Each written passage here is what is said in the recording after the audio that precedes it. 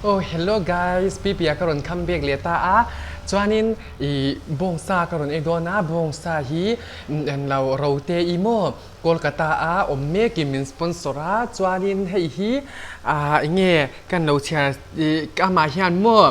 en lau Kolkata en lau hei New Town homestay มั่วยังค่าในตาเนี่ยจูรูมปทุมเวลเขาว่ามันหนวมเมมาจู่ๆจ้าอามาฮีเนี่ย Priyamvada mo Priyamvada Birla Institute of Nursing ama hi lecturer ni ta yanin afile me ma min ron tum saka bong sa iman him hei bong sa hi mo min ron sponsor ni chu chuanin New Town nge homestay ya khanin nge I Kolkata khanin lo zuk kalve chuanin arum tin lo book sak ve nga ti khanin nge kha nge community emo eng lava khang karon ta don ta ni chu number velte le room velte ti khanin in hi enge aba hi fela bia ka nuam boka chuan ka tong trai nga kan ei donia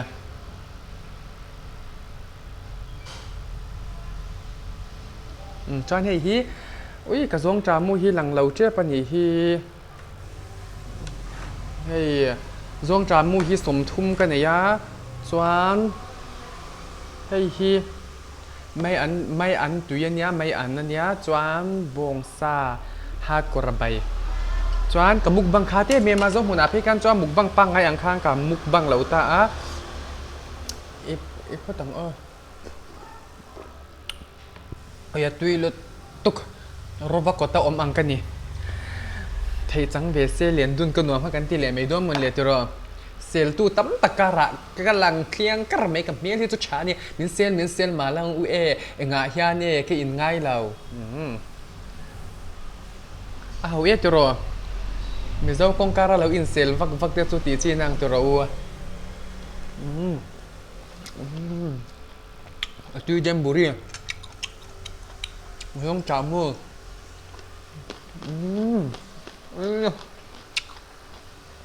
โอ้ทรงจามูกับลุงอีวันกินเลี้ยงเอ็ม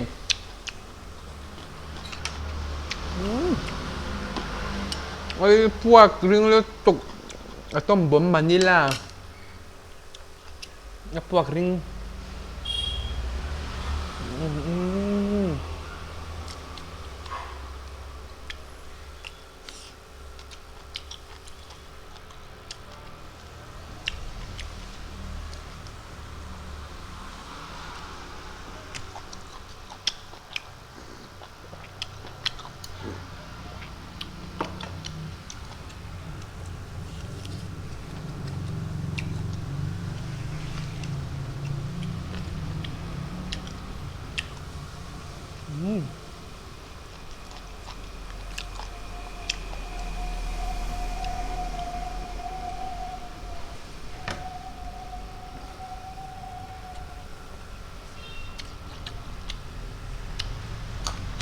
tuy tục nó coi thế nhá không cho cái xiêm đầm yếu chưa bán cái lần đạt cho khá sao ngắt thế này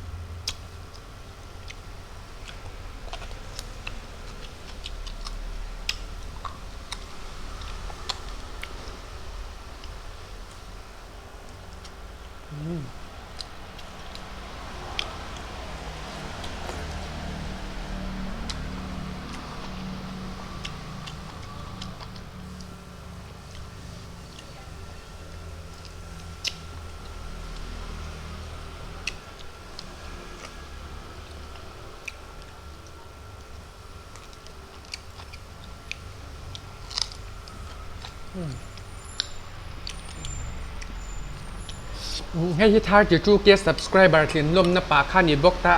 จวนยิ้มเราเตอีโคลกาตามีอิมิรอนสปอนเซอร์เลยเจ้าตากระลมเมียมตานี่จุ่ม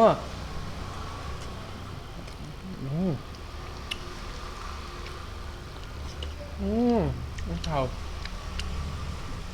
วิหางเดนบุรีเลยตัว tuy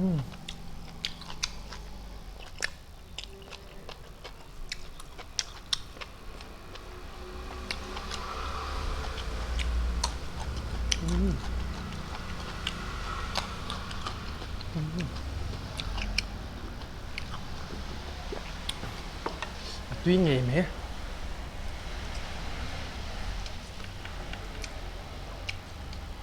bông thầu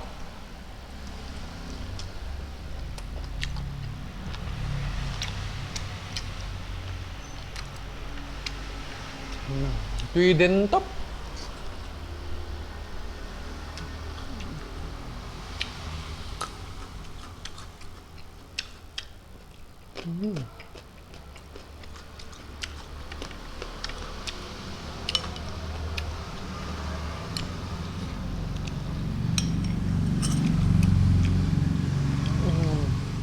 tuy liên tục thật sắc đều xem mà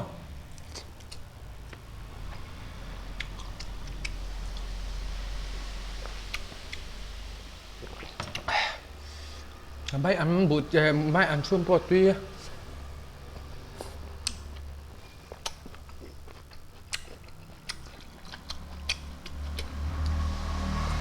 cái ít thì lâu xiên mấy ăn chuông miกระดูกชักเรา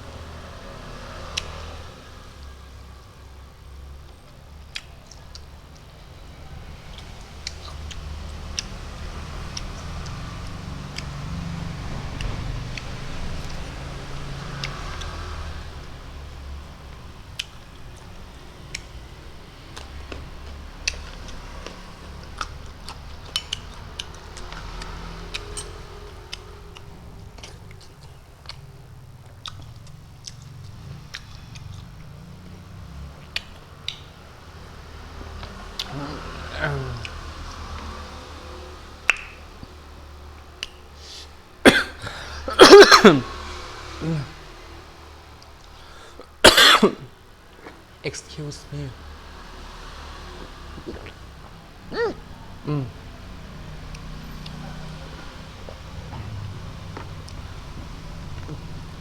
ก็ผมเรียนไทยปกตินี่ราบคัก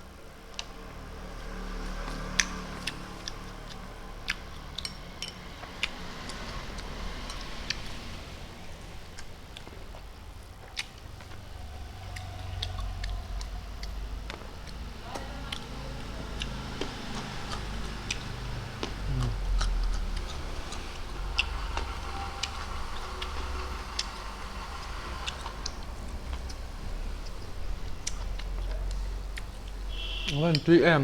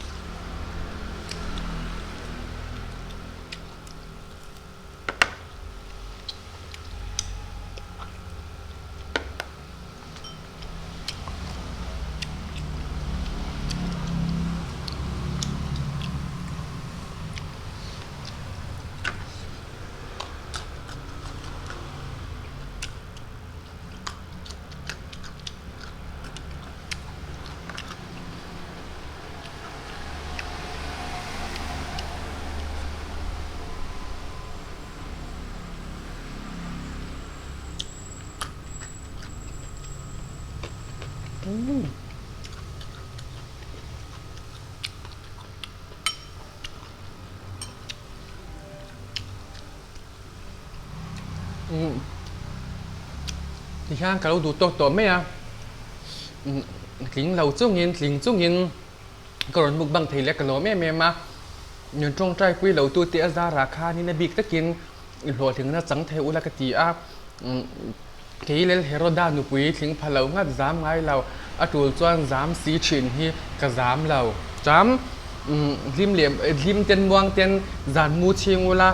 ประจกจนนั้นแหละบิมสิริกูเตียนชูวายังยินใจบรอเซอินว่ายินใบเวกูกันอย่างงี้อ่ะ